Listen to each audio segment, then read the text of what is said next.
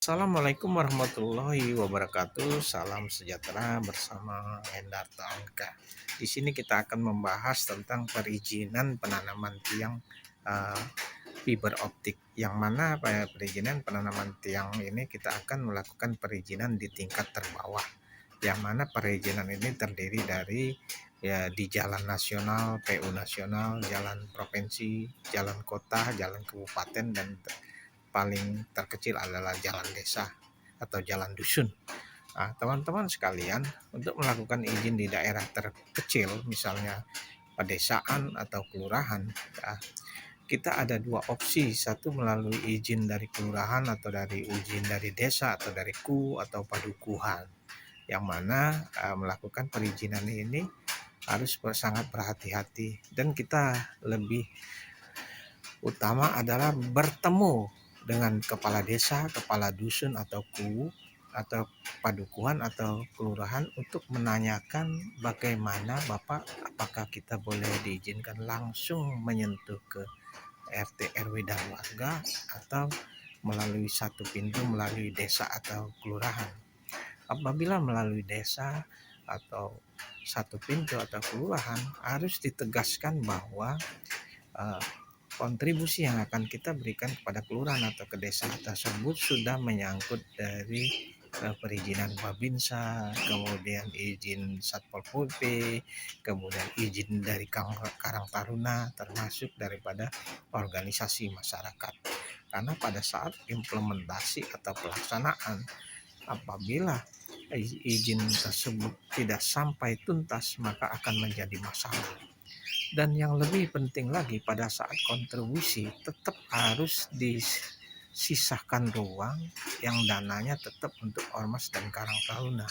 Dikarenakan banyak sekali kejadian bahwa dari kelurahan atau kepala desa menyanggupi izin dari Babinsa, kemudian dari Satpol PP, kemudian izin dari ormas dan karang taruna setempat, itu ternyata tidak tuntas, sehingga pada saat implementasi tetap ada dana-dana untuk organisasi masyarakat dan karang taruna. Jadi memang dalam hal ini kita harus tetap menyediakan dana dari budget yang sudah ada, karena biasanya untuk penanaman tiang fiber optik itu budgetnya sangat rendah sekali.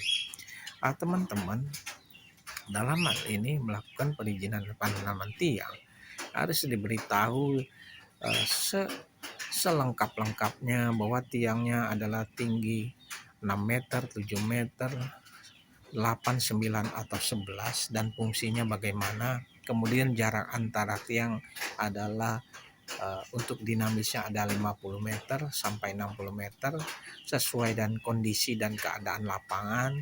Kemudian kedalaman untuk penanaman tiang yang lebih aman adalah 1 meter 20 cm, yang mana kedalaman ini bisa berubah dikarenakan kondisi tanah yang sangat keras.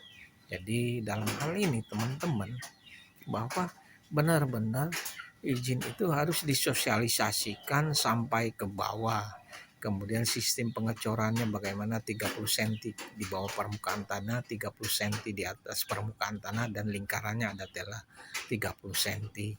Dan bagaimana keamanan, penjelasan bahwa pengecoran akan dilakukan setelah penarikan kabel semuanya, dikarenakan apabila dilakukan pengecoran sebelum penarikan kabel akan menimbulkan keretakan sehingga tiang-tiang tersebut tidak berdiri dengan kokoh.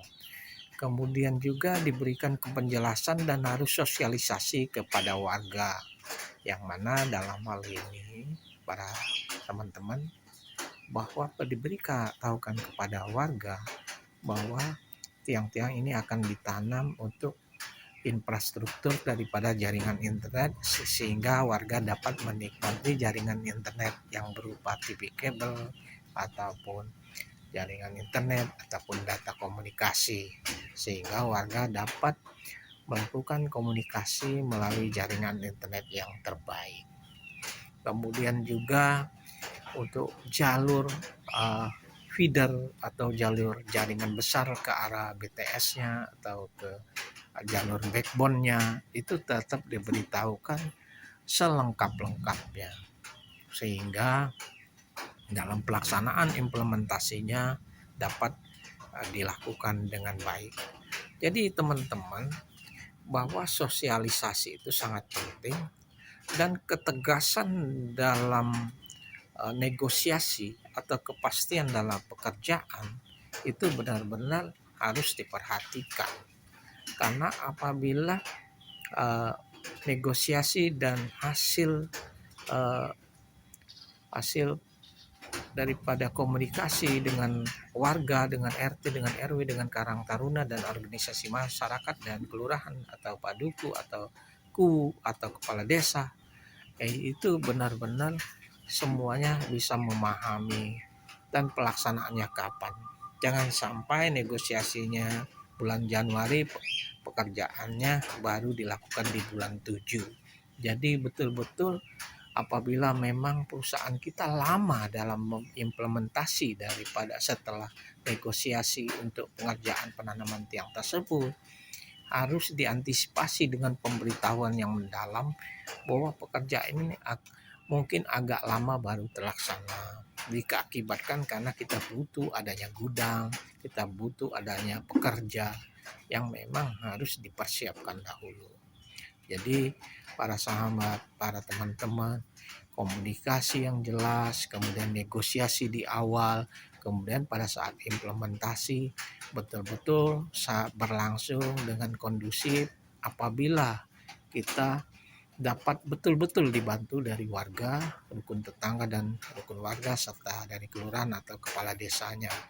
Apabila komunikasi kita kurang lancar, itu mengakibatkan pekerjaan terhambat, adanya blocking dari sebagian warga, ada blocking dari organisasi masyarakat, itu diakibatkan dari kesalahan fatal yang kita lakukan dalam komunikasi. Jadi komunikasi sangat penting dalam perizinan untuk penanaman tiang. Demikian teman-teman sahabat, kita berulang-ulang memberitahu ini agar tetap mempermudah. Tetapi bukan berarti memudahkan atau menganggap remeh dalam pekerjaan perizinan dan komunikasi. Demikian para sahabat, wassalamualaikum warahmatullahi wabarakatuh.